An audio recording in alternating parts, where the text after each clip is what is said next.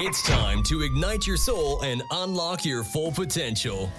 Join us on Beneath the Helmet, the podcast exploring firefighters' health and wellness. Hosted by retired Fire Chief Arjuna George, our podcast is the perfect place to start your journey towards becoming the best version of yourself. So come on, let's join the conversation and find out what sets your soul on fire.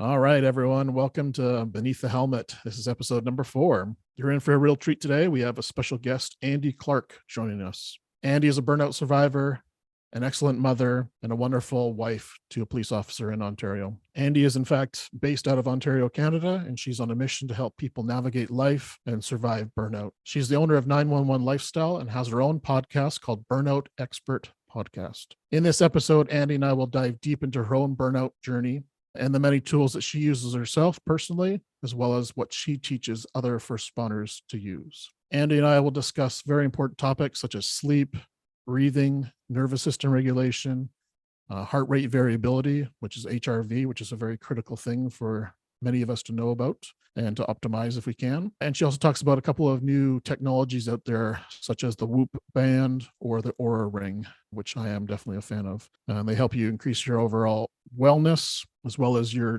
body and your stress IQ of how you deal with stress.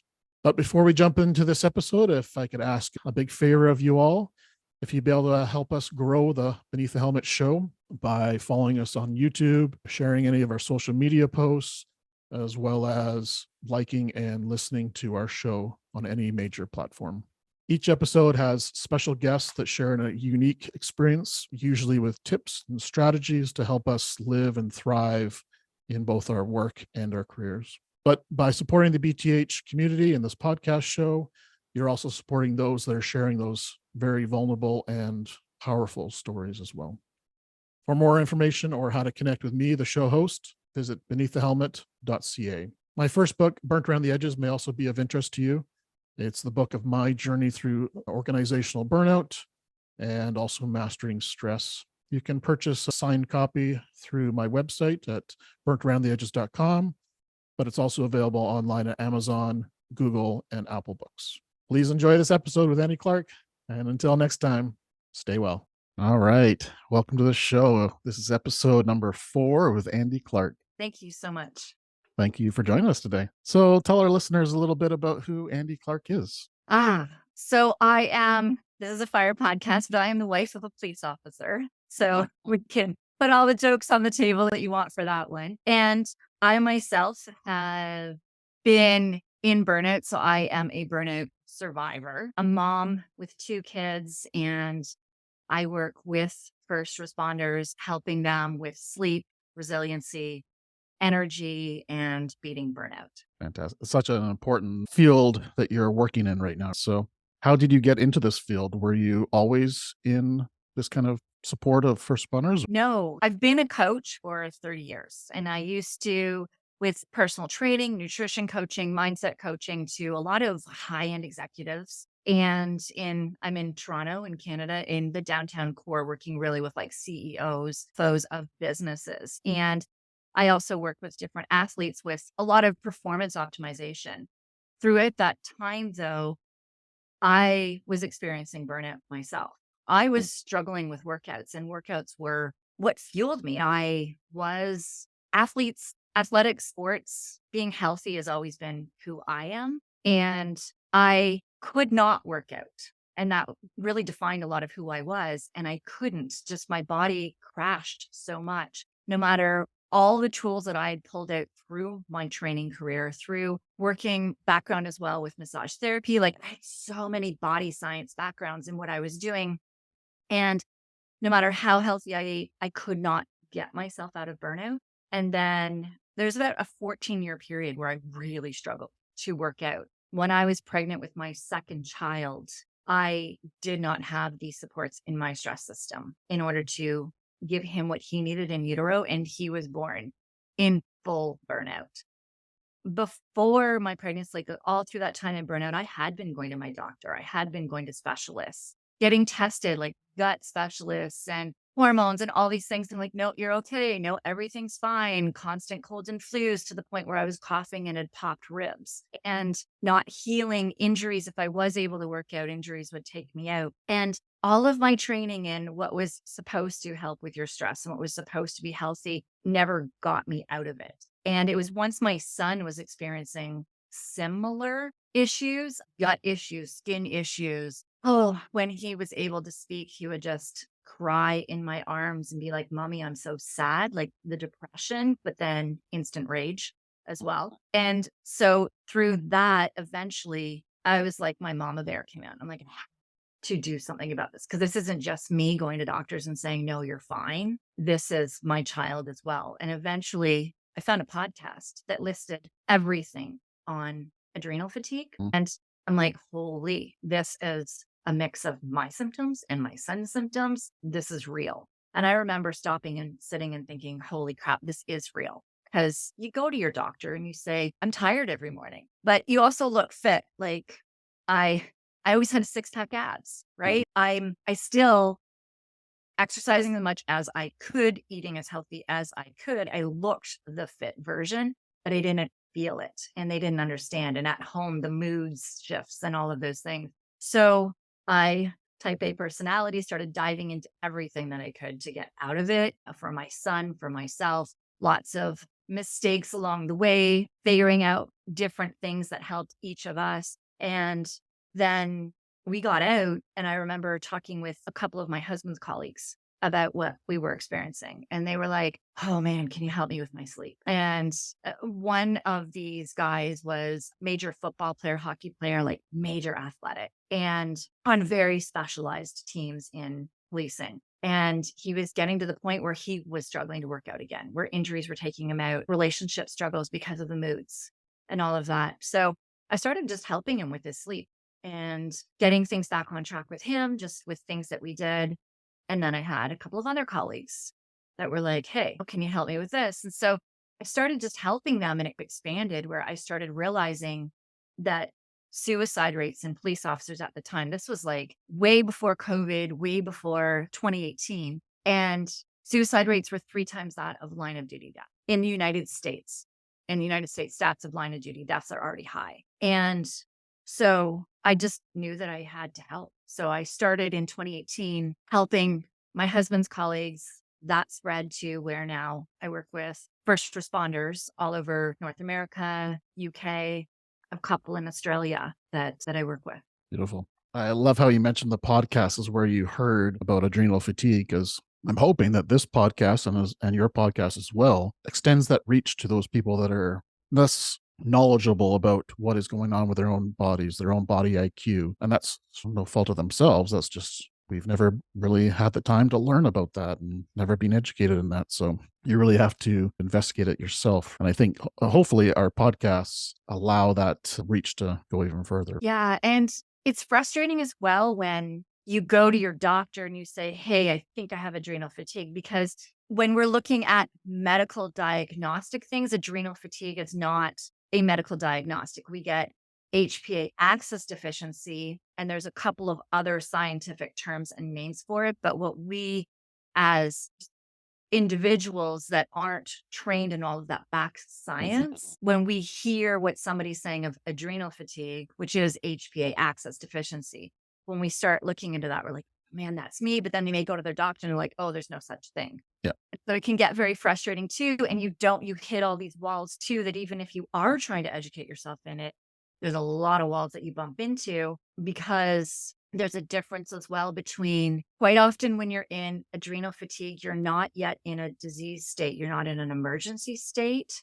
Your whole functions aren't shutting down yet. That our medical system is based on reactive medicine, which Fire, you guys know this. Everything that you guys do is based on our medical system, and it's needed. Like, we need that emergency reactive medicine. But when you're looking at it from where you and I work with our clients, we're looking at it from a proactive state. Exactly. Yeah. So you mentioned your son was born with burnout, essentially. Yeah. Go into that a little deeper. You think that because of your state, he was born with that nervous system dysregulation? Is that what you're Yeah. thinking? So as nervous system, as you're saying, plays a big part in it. My nervous system was constantly in a stressed fight or flight state. I couldn't shut it off. I was constantly, every little thing became a fire. I couldn't sit on the couch and relax. I couldn't shut it off. And so everything that when you're in that fight or flight state is turned on to be hypervigilant, but that rest and digest state was slowing down because you don't need to eat or go to the bathroom. You need to do that when you're in the middle of that fight. So my digestive system wasn't working well. It wasn't absorbing nutrients properly. And so he wasn't getting all of the nutrients. Everything would have been hitting his nervous system as well. So many different variables. But when he came out, according to I remember at our 6-year appointment with him, and this is after he was out of burnout, the doctor kept going over and over his skin, looking and going, it's gone. It's gone. His eczema is gone. It's like, this was the worst case of eczema I'd ever seen a baby. But that's the thing, when your whole system, like his skin was just flared up, projectile vomiting. I tried limiting all of my foods and doing different things, and his gut was in such distress, which is what we see in a lot of responders as well, as all the gut issues, nervous system can't shut off.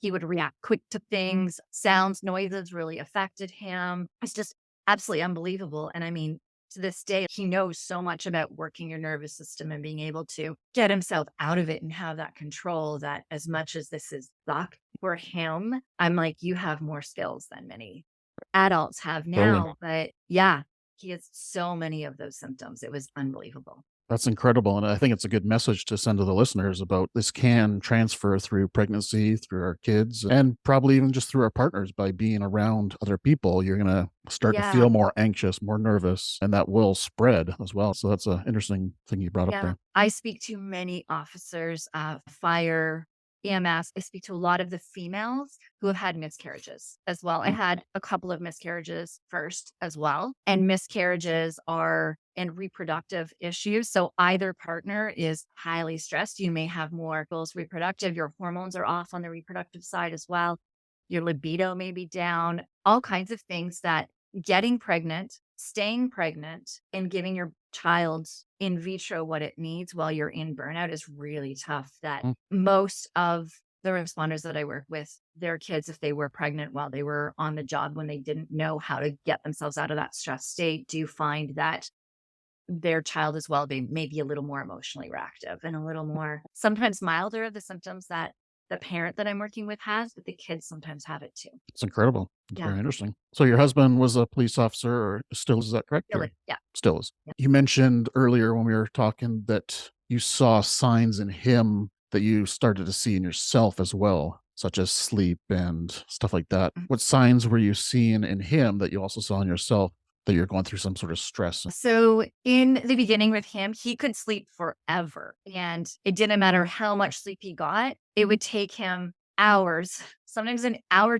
after wake up. I know he's awake to even get downstairs. And he still took him another hour to start being a human. So the absolute exhaustion where his battery wasn't charging, I was similar in that I was waking up absolutely exhausted, but I couldn't sleep as long as him. I would wake up mid-sleep. So our sleep struggles were slightly different, but absolute exhaustion. And then the shortness with the kids. Right. And we're very cognizant of it now, that like he's got all these tools in his toolbox now, but we know when certain operations are going on and certain things are happening that we'll start to see if he hasn't been taking the tools out, or if he starts to see them and he knows, oh, I need to take out my tools now, when he starts being short with the kids. He's like, my stress system needs a little bit more support, because with what you guys do, you're always going to need some extra supports here and there, because the trucker rally, my husband did 33 days straight, and he had a 33-hour shift in there, a couple in the 2024s.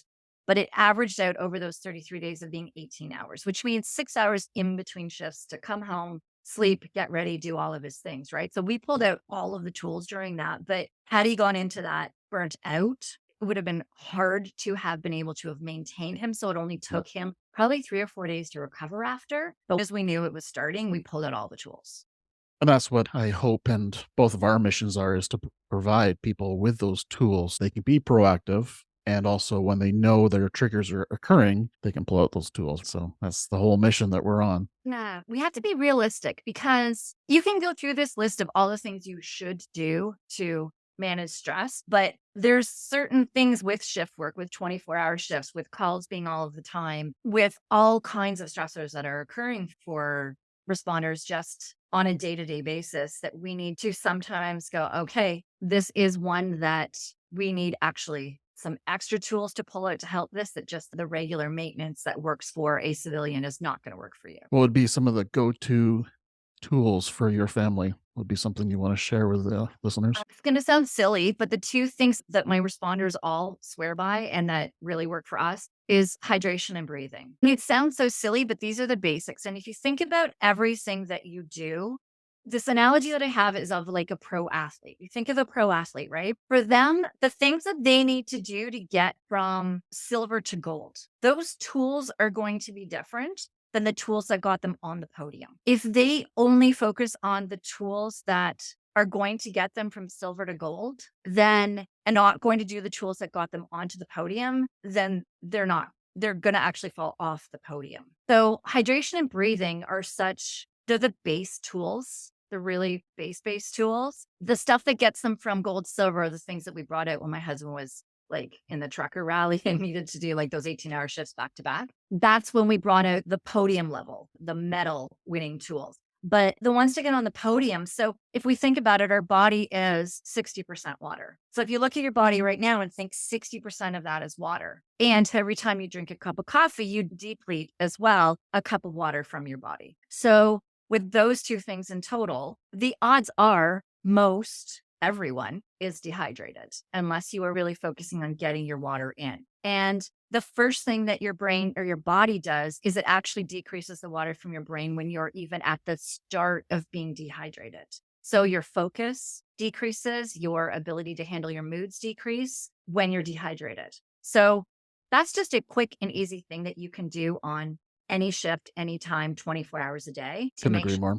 And so that is a base thing that any pro athlete needs to do in order to actually just stay in the game. And the other thing is breathing. Now there's all different types. There's types of breathing as well that are those metal ranging breathing. But what is actually going to get you those base ones that got you to the podium is switching from mouth to nose breathing. So anytime that you are breathing through your mouth, you're breathing in your stress system. Anytime you're breathing through your nose, you're breathing in your resting system. And because of the nature of a responder, every time you're driving to the station, you're getting prepared for what may happen. That if you're not aware of nose to mouth, you might start switching to mouth because your brain is mentally preparing for whatever may happen on shift. Anytime you're going to a call, even if the call's cleared before you get there. So you switch to your mouth if you're not aware that anytime you're breathing through your mouth, you're breathing in a stressed state. So that is a podium thing. You can work on all of these amazing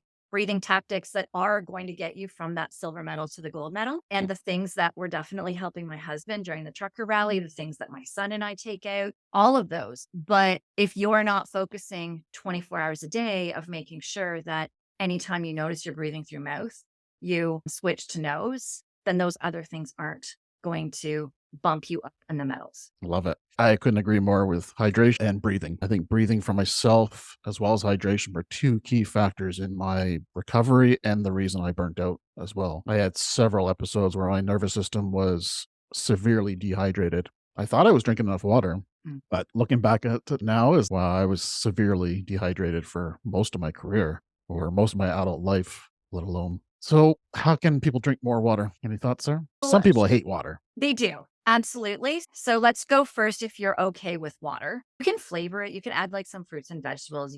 Not vegetables. That's gross. You can add some fruits but lemon is great. It changes it. You can heat it up. You can have it with a detox tea or anything, starting with if you don't like waters. There's all different things that you can do as long as it's a caffeinated tea or something, flavor it up. Drink milk. You can drink. I don't encourage tons of sugars. I don't encourage things. But if you're friggin' dehydrated, even with my son, we were out and I'm like, okay, I know he's dehydrated. I know he needs to drink something. I got him an Arizona iced tea. got corn syrup in it. It's like got stuff in it. But I know that the priority right now is getting hydration into him and he'll chug it. So on a daily basis, I would not suggest that, but I would try to find something that is a healthier option. There's those soda machines now that will Mm. give you bubbly water that some Yep. people just like the fizzes and bubble, but without all the chemicals added into it. So all different kinds of alternatives you can try to get in. The thing though is like, what about when you're on calls, different shifts? So females as well. It's a little bit different for a female going to the bathroom than it is a male, especially an officer who has a belt on. So I would, any males here who are working with a female, just make it note at the start of your shift that if they do want to drink tons of water, that you will hold their belt every single time they go to the bathroom. They will think you're the best partner ever, but that's a huge one because Yep. honestly, where can you go and if you're on calls? So you need to be cautious of that. So things that you can do as soon as you wake up, have a water bottle beside your bed and chug it. If you can chug, you're not going to be able to chug right away if you're dehydrated. You're only going to be able to sip. So just keep working at it. But eventually, like this is a 24-ounce bottle or 3 cups if we're going by Canadian standards. But you can, we have a big 64-ounce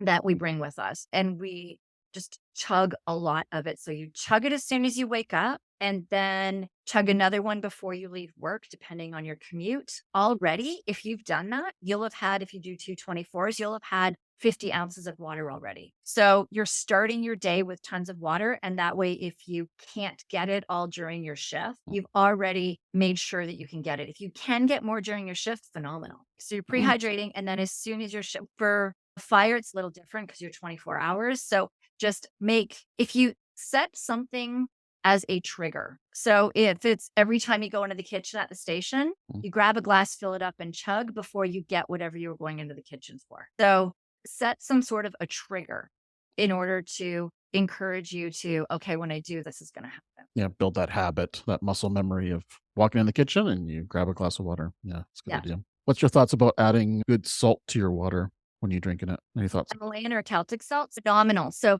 there are 23 different minerals in Himalayan and Celtic salt that your stress system flies through, that it needs, that you struggle actually to get out of food. So it's very important. And the salt as well also helps to pull the water into your body so that you're actually absorbing it into the cells more and you're using it instead of peeing it out as much. So yeah, a really good Himalayan Celtic salt. My husband actually has a little container of those the pink rocks. You want the pink rocks? You might take 1 or 2 little rocks and he dumps it into his water bottles, especially in the summer for fire, especially if you've just gone on a call, either in the hot summer in your gear or when you actually were fighting a fire. Yep. So making sure that you do have it, absolutely phenomenal. Your body flies through those electrolytes and it's really important to replenish those. Yeah, I think it's super important because I don't think a lot of people understand that adding salt to water, people think about salt as being a bad thing to add to anything, but good quality Himalayan or Celtic salt actually, like you say, provides some serious for your body, and especially if you're burnt out or under any stress at all. Yeah, it's something new that I've been doing for the last year, and it's definitely, I can see a huge difference in how my body functions, and you go to the bathroom less, which is nice. Yeah. Because it's actually absorbing into your body. So going back to your thought about how many times you have to go to the washroom and take your belt off, if you're doing that little tip, it also reduces that because it's actually absorbing into your body instead of just flushing through. Absolutely. Excellent. So you mentioned before in our previous discussions about building this team that really helped you move through burnout. Can you describe what that team was and who you seeked to form this team and how that kind of came to fruition? So with many people with burnout, you have gut issues. When your stress nerve kicks in, your body does not think that you need to have a poop or you need to eat a meal. So it slows down your digestion. So it slows down your stomach acids, it slows down the digestion, it slows down your colon.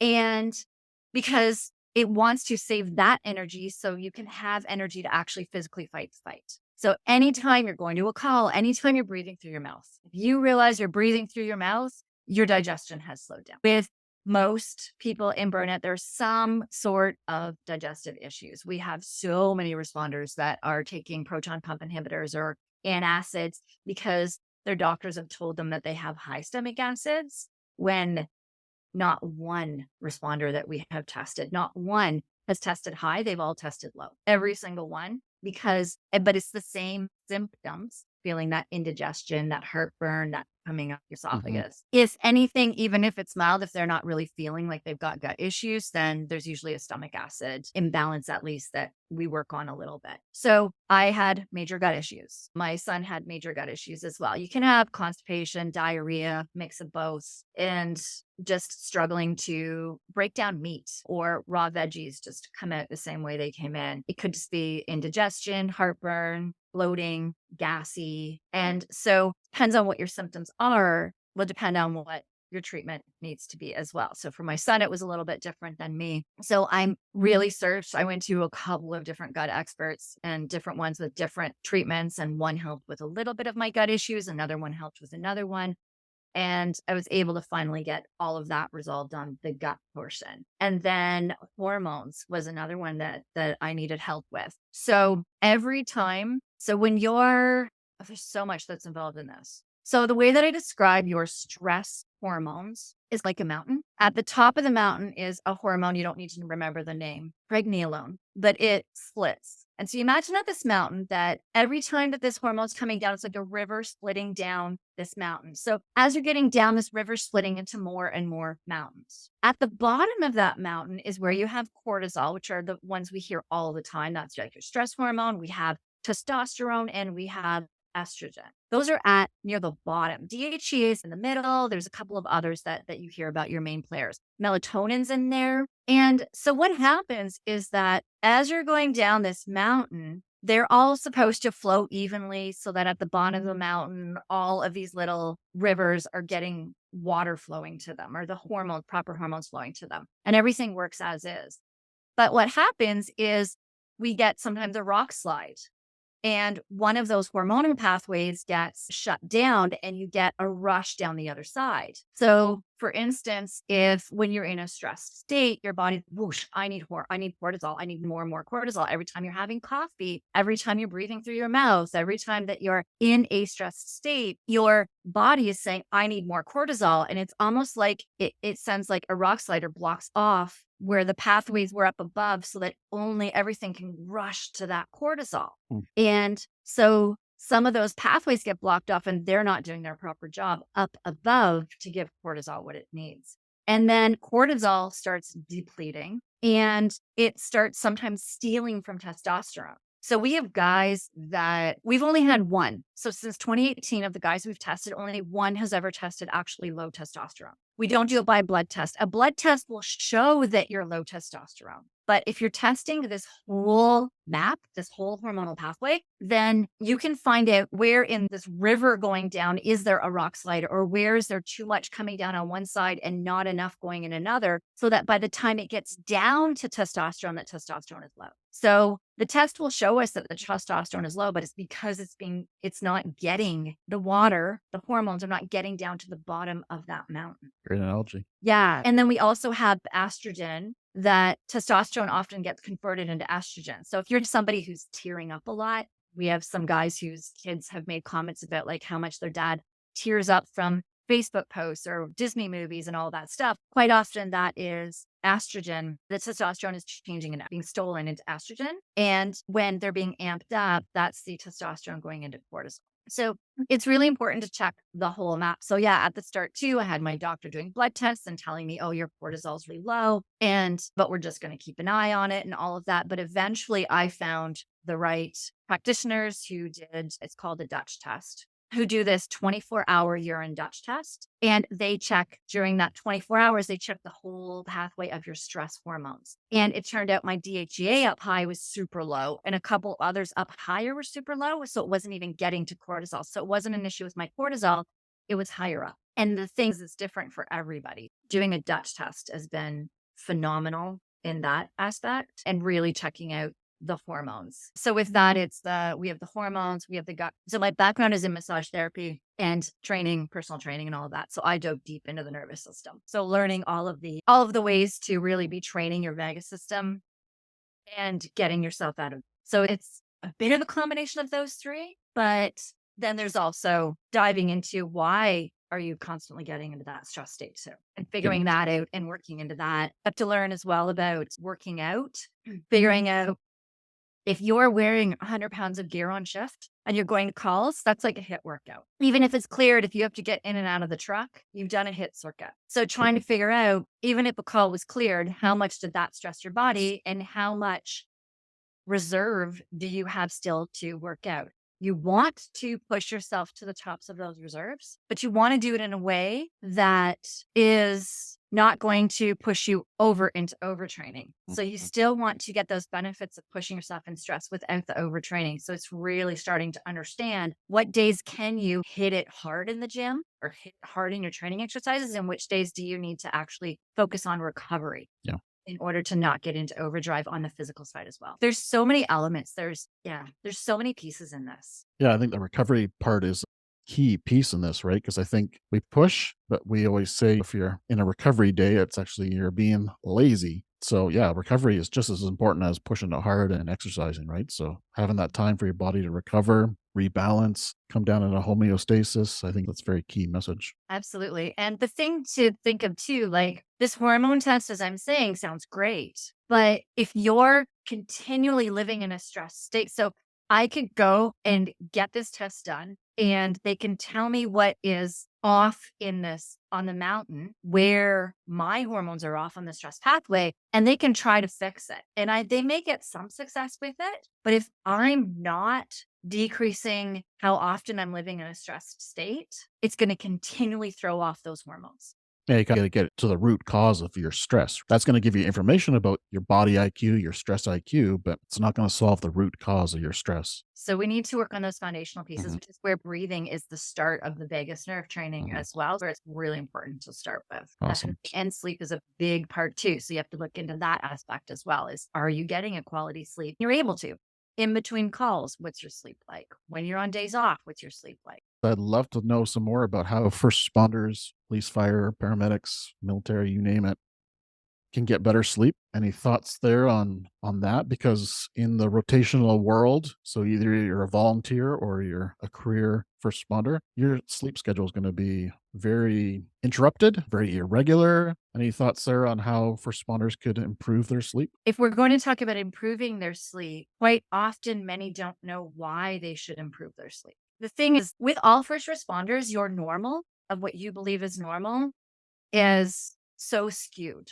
So what you think is a normal sleep when you're doing 24-hour shifts, you might think, oh, 4 hours is good, 6 hours is good, right? I'm great, I'm fine, especially when you're young and starting off before you have kids and all these other stressors come in. First off, if we look at what actually sleep deprivation is, so sleep deprivation is having less than 8 hours of sleep. It's getting 2 hours less than that. So 6 hours or less of sleep is that's where you start getting into sleep debt. If you get chronic sleep deprivation, it is 6 hours or less of sleep a night for 3 months straight. So when you start getting into sleep deprivation, that's where you get into increased risk of cancers, increased risk of your body not being able to detoxify, and which is very important in the fire world. You're getting into your body not healing and repairing, your brain cognitive thinking struggles. It can start leading into ethical mistakes, problem solving struggles, and into suicides.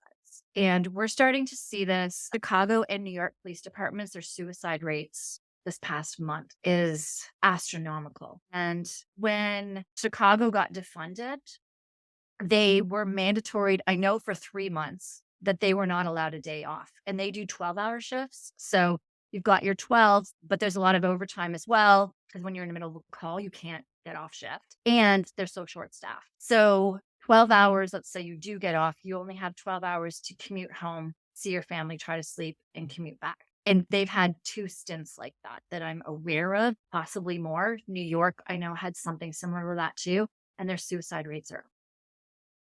We're seeing suicide rates up a lot as well with the sleep deprivation from post-COVID, where a lot of stations were taken out with COVID and neighboring stations were taking over. So guys were doing doubles. I've spoke recently with a guy who they do 5 days straight.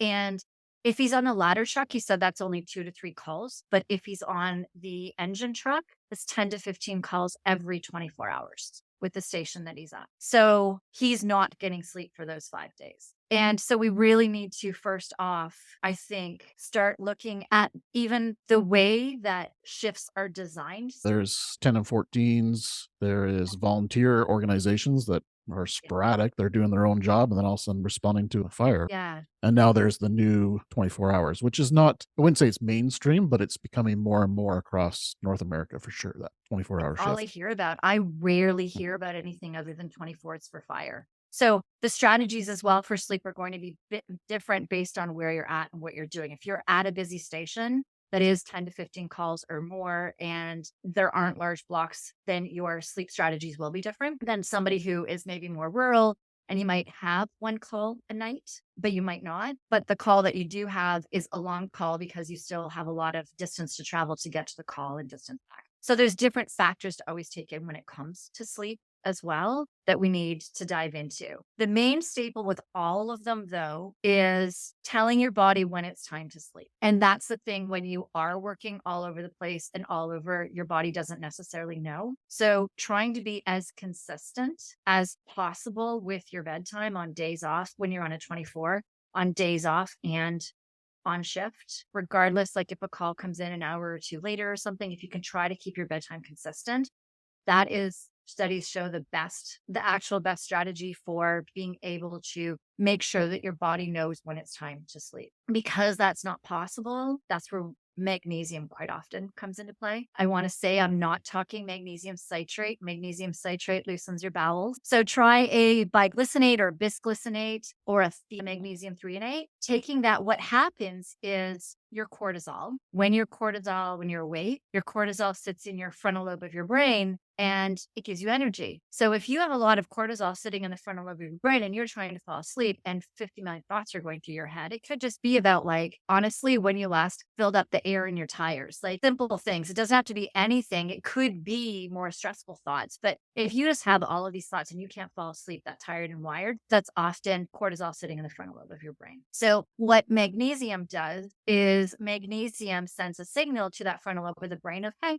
it's time to start calming down now. And when it calms down, then your natural melatonin starts kicking in. And when your natural melatonin kicks in, all of the other hormones that heal, repair your mind, your body, your brain, then they start kicking in when you're going to sleep. Such an important supplement.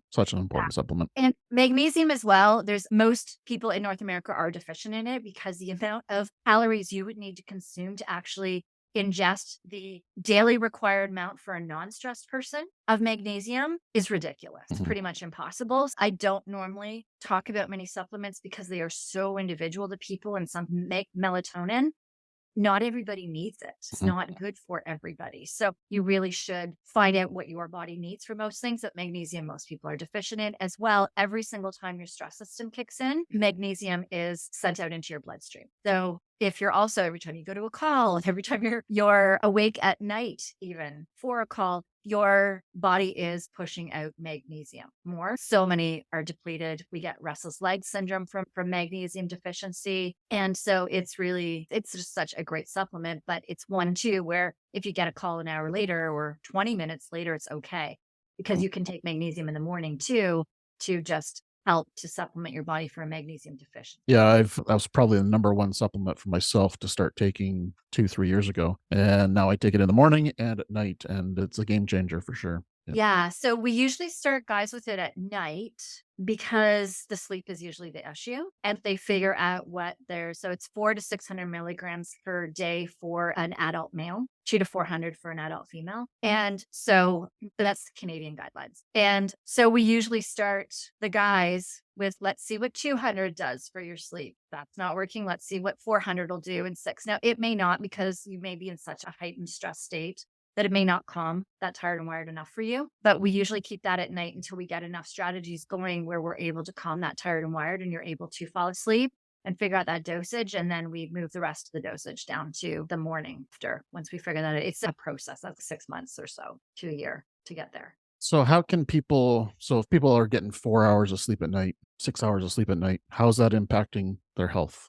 Huge. There's a study I just posted on LinkedIn the other day that was a military study. just one shift. So this was just one night of them doing the study. When the guys in the study slept for 8 hours, they had 100% combat effectiveness the next day. When they slept only 6 hours, they had a 50% combat effectiveness the next day. And 4 hours of sleep resulted in 15% combat effectiveness. 15, 1-5. 15. Yeah, that's incredible. So it really affects your decision making, your abilities to do your job. So if you're even doing a check on your truck, if you've had a limited amount of sleep, it would be best to choose the person who's had the most at that day. There's also some other studies done where it was when you cut your sleep by half, you cut your performance by 85%, which is just the inverse of that 15% combat effectiveness. There was a study I saw once done as well on sleep deprivation and police officers and with motor vehicle accidents. It's so high, the amount of your motor skills it affects. There's a phenomenal video. I can give you the link to where it talks about how your body starts getting microsleeps when you're sleep deprived. And it's actually a video of a guy driving a car for 2 hours after he's been sleep deprived for 2 days, I think. And he has 25 minutes of microsleeps in those 2 hours while he's driving. Wow. Yeah. Driving fire apparatus, you're driving a police car. That's pretty important for spawners to be aware of, right? And so this is the thing where it's learning that naps are a good thing, right? So you can, okay, so you had 4 hours because of a call. That's just a reality of the job, right? If it's because of a call, if it's because you were playing video games or you were on your phone, then those are things that you have a choice to change, right? That's completely up to you to make those changes. But if it's due to the job and the call volume at night, then trying to get naps the next day. And there's nothing wrong with taking a magnesium before that nap to help get you set. Breathing through your nose as you're starting to fall asleep. Make sure that I've heard of some amazing fire stations with really quiet, soundproof, cooled, dark rooms. Take advantage of those in the day. If you can, in between, I'm going to make an assumption that anyone in a fire service that they should already know, like the drills and stuff that they are practicing, or maybe they had a drill set up that day. Most of them should already know that it's more just reinforcing and keeping them on top of their conditioning would be more important that day. If everybody had a late call, for them to focus more on recovering their sleep that day than to do the exercise that was planned that day and to defer the exercise. Right. To be more personally response ready versus tactical response ready. Yeah. And So that's like the tactical is important, but you're taught the tactical should be ingrained in you. you can work on that tomorrow. The thing is, though, is some of it should almost be second nature, the way that it comes out in you. But when you're sleeping, it's not going to be. You train another day sleepy, it's actually going to decrease your ability than if you actually slept. Yeah. Then you already have in your muscle memory and your brain memory, you're more apt to be able to execute. I would agree. So we've talked before about HRV, and I think that is a pretty key topic to discuss with first responders, because I don't think many people understand what HRV is, what it stands for, and how of a huge impact it has on our body, our nervous system, our health in general. So can you share, I know you have lots of knowledge on HRV and how that works in our bodies. So can you share that with us? Yeah. So HRV is your heart rate variability. It is the time in between heartbeats. So when your heart's beating really fast, there's less time in between a heartbeat. When you're relaxed, when you're calm, when your heart's beating slow, that time in between heartbeats is a lot slower. So your HRV, it can be tracked in the day, but what we do find is when we're looking for a baseline, and when I'm saying day, I'm saying sleeping versus waking, because for you guys that are 24 hours, that's a bit different. But we track the HRV if we track it when you're sleeping, it's a better baseline, because when you're sleeping, there's more consistency in what's going on. You're laying in the same bed, either at the station or at home, which is really interesting for responders too. We'll find their HRV will be different at the station versus home, and some of it's better actually at the station. So finding your HRV while you are sleeping is going to tell us how your body handles stress, is able to handle stress. And when your HRV is low, that means that it's beating a lot faster and you can't handle stress. So we find that when the HRV is low, that's where you're more reactive. That's when the moods come out. That's when your body can't heal from workouts. That's when overtraining symptoms come in. That's where a lot of like health issues start coming in. And we find that with snoring at night, there's a link. So snoring, sleep apnea, that is telling us you're breathing through your mouth. If you're waking up with a dry, gross mouth, then you're breathing through your mouth when you're sleeping. And as we've already said, that's telling us you're sleeping in your stress nerve. You're probably going to have a lower HRV. So when we are able to figure out things that can help to increase your HRV, then that increases your ability to handle stressors. All kinds, physical stressors, mental stressors, anything that's thrown at you, you can really handle those stressors more. Interestingly, we have a fire guy that I'm working with, and he was 24 on, 24 off, 3 in a row before his days off. What we found when we tracked his HRV was what we expected was that at the start of his 24, his first day shift, his second shift, it lowered a little bit. And so as his block of shifts went, it did lower a bit, but not tons. It lowered even more the night of his first day off, which is fascinating. That's why I love working with this as well, because it can help me see where are the stressors. What we found out was that he is a little toddler and he felt so bad that his wife was covering everything when he was on his shifts, that when he got off of a 24-hour shift, regardless of how busy his shift was, he did not sleep. He went home and was on daddy duty, and he was trying to get firing through his to-do list and try to get everything done. And he wasn't getting any sleep.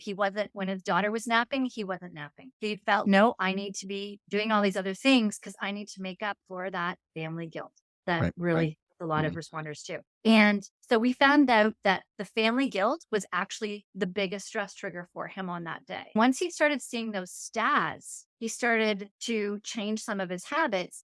And he realized that once he gave himself a nap as soon as he got home. He got his daughter, they had a neighbor watch her for 2 hours in the morning, and he got 2 hours of a nap. And then he napped with her in the afternoon, and then he still did his night's sleep. And then he made sure that he gave his daughter time focused to hang out with her and got a couple of things on his to-do list. And then the next day, he was able to bang out his to-do list because he wasn't exhausted. And I find this with my husband too, is sometimes he would do that in his first couple of days off. It was almost like I was watching this dog chasing his tail, going in circles because he wasn't getting any of his to-do list done, but he was never stopping. Gotta go do this, gotta go do that. And he was in such a fight or flight mode still. And his stress system was so high. And once he learned that he needs to give himself that recovery day after his block of shifts, and then he actually gets time to relax and his body is better, that his mind is so much clearer that he gets through his to-do list so much faster and more efficiently and better. And so the HRV is phenomenal when you're looking at it for that, but you could also look at it for overtraining symptoms. It will help you know how much your body's recovered. If you've done a really tough tactical training exercise and your workouts and that, and your HRV takes 2 to 3 days to get back up, then we know you're overtraining. It should go down the next day because your body was stressed and your body is repairing and healing. So you do want that stress after you've pushed yourself and you've worked out, but you want the next day for it to start going back up. And if it's not going back up the next day, then you know you're starting to overtrain. Is there an HRV number that kind of where a target number that we should be looking at, or is it different for everyone? It is different for everyone. There are some baselines that we say that's like average-ish 50 to 60, but I'm going to say that most fire that I see are in the 2025. So we want to get that up from 2025. That's pretty tame. Not going to brag, but I'm 25. Right? Yes. It's crazy. Yeah. Still, it's been 2 years of working on that and it's still 25. And that's the thing though, is I wonder what you were before you started tracking it. Yeah, totally. Like you can be, I do have a guy that's EMS that is really good. So what my favorite tracking that I use is the Whoop Band.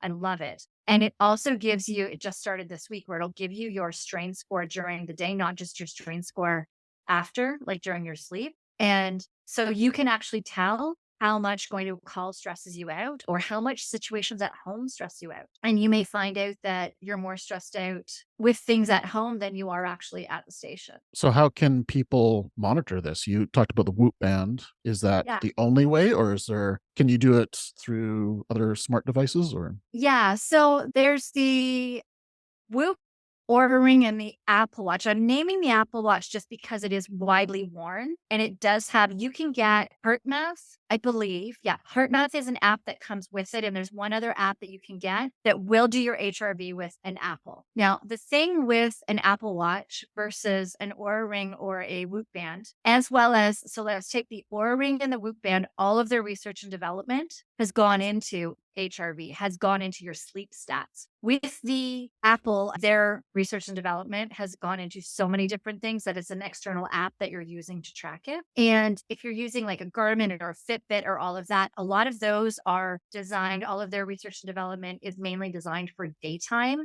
tracking of things, that it will give you some sleep tracking and it will give you some HRV tracking. I would say that if you have Garmin, Fitbit, you have an Apple Watch, whatever, absolutely use it and use those stats to see where you can go with it. If you really want to start diving in and getting something that's a little more consistent in what it gives you, then you would go for an Oura Ring or a Whoop band. The difference between an Oura and a Whoop is the Oura is a titanium ring. The Whoop band is a band. It's not a watch. It's literally just a band that goes with a sensor on it that goes on your wrist. You can also get like underwear that it goes on your waistband and different spots on your body, depending. So for different sports, they're doing so much research into military and law enforcement now with their device for tracking. And they're also really adept in athletics, in athletes as well. Their podcast is where I'd probably start with that, is the Whoop podcast, to start just listening and learning from that. But getting your stats on a daily basis, seeing what is stressing you out. You may find when you're not getting the sleep, how much an alcoholic drink hits your HRV and hits your strain versus when you have got proper sleep and your HRV is higher, it won't hit you as hard. Then you'll see like those differences on how long it takes you to get out of them as well. Is there ways to figure out your HRV without any of these devices? Device that you can get that just goes on your finger called a heart math. Just test your HRV like in the moment. So you're not doing it while you're sleeping. So all kinds of factors, like you can do it during a workout and all of that, but the Whoop band will do that during. It's not easy to get a proper calculation. You know, you can go and you can check your pulse and how many beats per minute.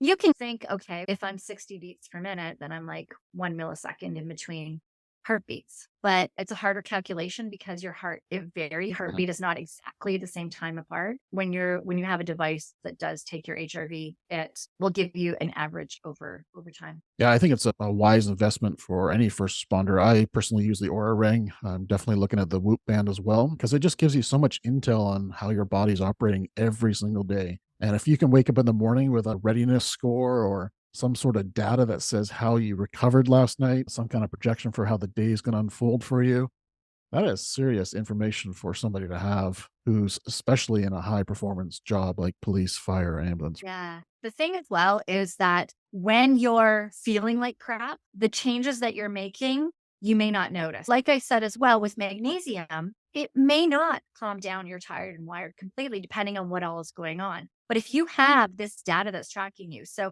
the Whoop band, the Oura Ring tracks your latency, which is your time to fall asleep. If you start taking magnesium and that starts decreasing a little bit, so let's say it usually takes you an hour to fall asleep, and now you're taking you 45 minutes, you know it's helping, even though you still have the monkey mind, you still have that tired and wired. So I love it because it tells you when you're on the right track with things. So you're giving your time and focus to the right things. And when you're trying something that really isn't working for you, you can try it. So many people will suggest supplements to you. If you try it and you start noticing that your sleep decreases, your deep or your REM, like you get a worse sleep quality, your readiness scores drop or your HRVs drop, then you know that it's actually not a good one for you. You're like, okay, I need to stop this and not spend the time and money on it. So, how can people increase their HRV if they're in that 20s? What's some of the key things that people can increase their HRV? So it's about decreasing your stressors. So the first thing is that making sure nose to mouth breathing, starting to work on your nervous system, vagus nerve, working on, there's so many different stressors. So the thing is that The stressors are going to be different for every individual. Also, your likes and dislikes are going to be different. So I would say the big hitters would be nervous system and sleep, but how you work on those is individual to each of you. So it's really diving into, okay, what do I want to do to start working on my sleep? Do I want to stop playing video games, or do I want to put my phone down earlier, or do I not? Do I want to be doing something else? Right? Like it really is going to be individual to each person, and figuring out what it is for you. So there's going to be mental stressors as well. If finances are a stressor for you, then taking care of your finances is going to actually increase your HRV, right? If you're in a service where there's some toxicity going on, and you change to a service that doesn't have that toxicity, your HRV will go down, or your HRV will increase. So it's your stress tolerance. So it really is getting rid of stressors. Have gut issues, healing your gut is going to help. So every single thing that you can do is going to help. If you're overtraining, decreasing your training will help. If you're not training enough, increasing your training will help your HRV. So it really is looking at all of your stress triggers and deciding where you want to start and dive into. Fantastic. So as we come to a close, is there any key message that you think first responders need to hear revolving around sleep or HRV or any subject that you think the world needs to hear? A little nugget from Andi. This is one I know you and I have spoke of. So my experience in working with first responders is you always think of your colleagues first. And as I said earlier, your normal is also different than what other people's normals. You go and see people on their worst day. You see them when they are so stressed, or medical distress emergencies, that when you're having heartburn, when you're needing to map out bathrooms all around your route, when you're not going to the bathroom, when your moods are like, you go and see the worst domestics, but when you're short at home, that reality to you is, I'm not as bad as these people that I see on a daily basis. And the thing is, though, is there is stress in your job. There just is. And there's no denying that.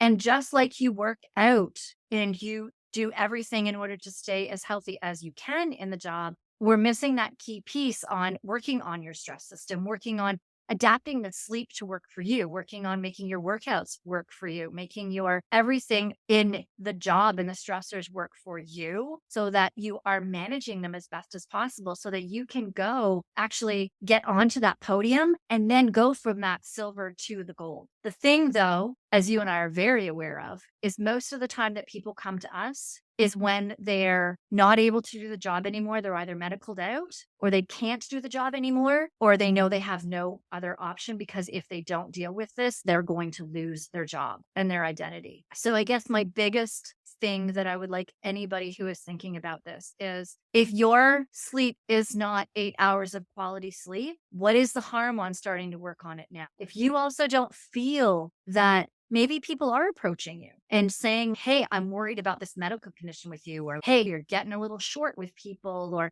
they're noticing things with you that you may not think are there, that's fine. But what is the harm in getting onto that podium and going for that gold medal so that you can be the best person in your job? What is stopping you from taking these steps just because you do see colleagues that need it more than you? And you are in a job as well where you put everybody first. If you had a colleague that started working on their sleep, if you had a colleague that started working on things that got their brain more focused and helped them be calmer and helped them thrive through their career, would you think that they're being selfish? Great point. And if you're not, then why do you think it would be selfish for you to put in those steps? Yeah, I think sleep. Yeah, it keeps coming back to sleep is the crutch, right? If that's not in full effect and full efficiency, everything else is going to be a struggle in life, right? So Everything. It throws everything off. It throws your gut off, throws your moods off, cognitive thinking, physical ability, healing, memory, your libido. It throws off everything. love it. So how can people learn more about Andi? Where could they reach out to you if they want to connect with you? And what's the best way to reach out to you? Yeah. So all of my links are on my website. So that's 911lifestyle.com. My podcast is on there. I have the 911 Shift Ready. I am switching over more to Burnout Expert podcast, more because it actually searches easier and more people are looking for a burnout expert. So it shows a lot easier than 911 Shift Ready. So I'm moving things over to Burnout Expert podcast.